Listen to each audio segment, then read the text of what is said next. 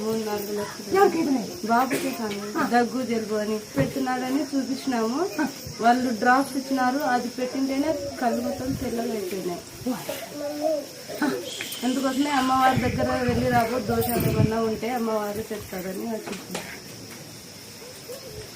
మీరు ఏం చెప్తామంటే శివునికి అవసరం చెప్పిందా ఈ కళ్ళు బాగా వస్తే శివునికి అవసరం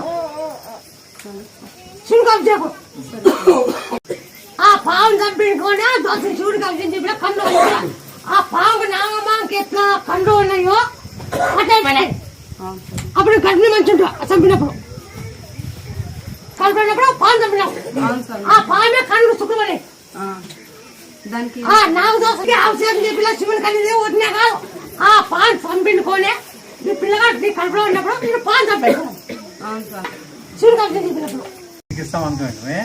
ఆ వచ్చిన తర్వాత